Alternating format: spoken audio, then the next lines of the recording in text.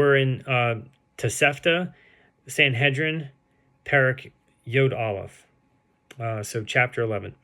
As to all others liable to the death penalty imposed by the court, they convict them only on the testimony of witnesses after warning and after they inform him that which he is doing to subjects and that which he is going to do subjects him to liability to the death penalty in court. So they warn him, this is liable to the death penalty. Rabbi Yoshi ben Rabbi Yehuda says, only if they inform him specifically of the sort of death penalty to which he will be subjected. So he's a lone voice there. The rest of the sages say you don't have to tell him exactly what the death penalty, type is, but you just have to tell him it's a death penalty. So whether all those who testify against him have given him warning, or only some of those who testify against him have given him warning, he is liable. And Rabbi Yoshi declares him exempt, unless all those who will testify against him have given him warning. Since Scripture says, at the testimony of two witnesses, Deuteronomy 17, verse 6, only if both witnesses warn him as one. But Rabbi Yoshi concedes that if the first witness gave him warning and went along, and the second did the same and went along, that the man is now liable. If they warn him and he was silent, or if they warn him and he nods his head, even though he says, I know, he is exempt.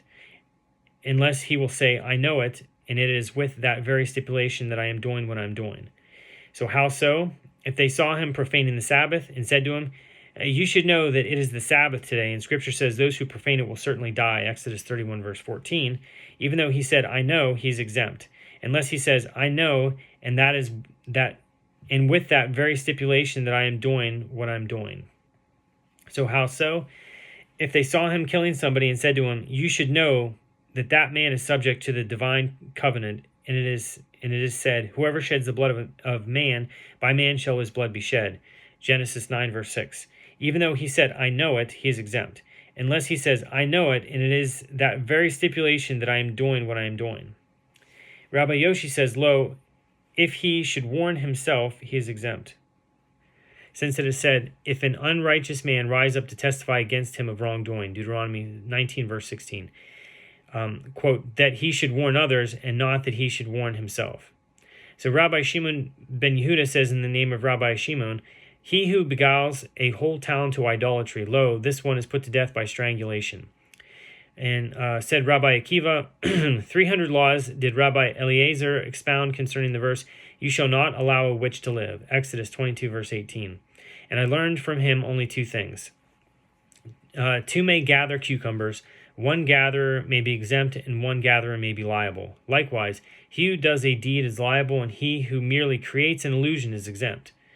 There has never been, and there never will be, a rebellious and incorrigible son. So why has the passage been written? To tell you, expound, and receive a reward. Rabbi Shimon ben Eliezer says, a daughter and not a son should be specified. But it is a decree of the king, a rebellious and incorrigible son.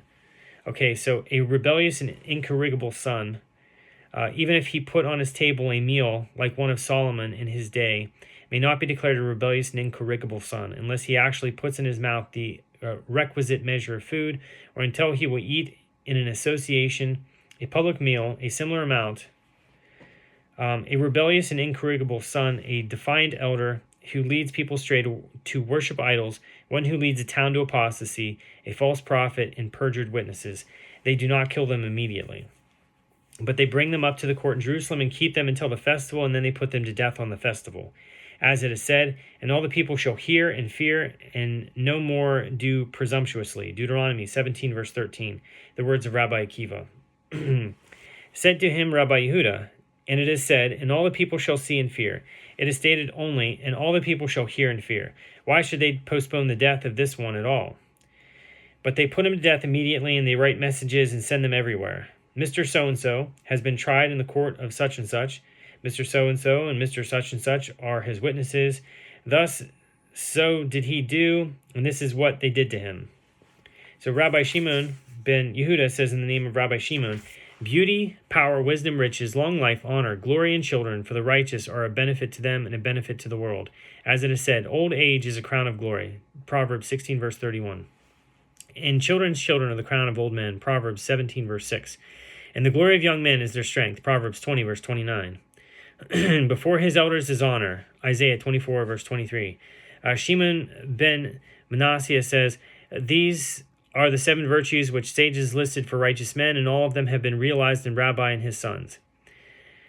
He who breaks in, if he came to kill someone, they save him at the cost of his life. It is a matter of doubt whether he came to kill him or take something.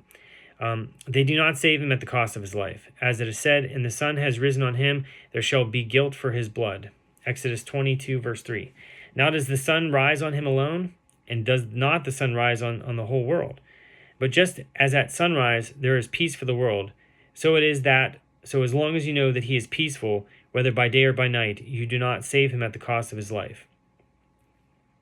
More than this did Rabbi Eliezer ben Yaakov say, if there were jars of wine and oil there, and he broke them at the moment at which he broke in, he is liable. He who pursues his fellow, they save him at the cost of his life. How do they save him at the cost of his life? They cut off one of his limbs. And if they cannot stop him in this way, they go ahead and kill him. See, he who pursues a male, whether at home or in the field, they save him at the cost of his life. He who pursues a betrothed girl, whether at home or in the field, they save him at the cost of his life.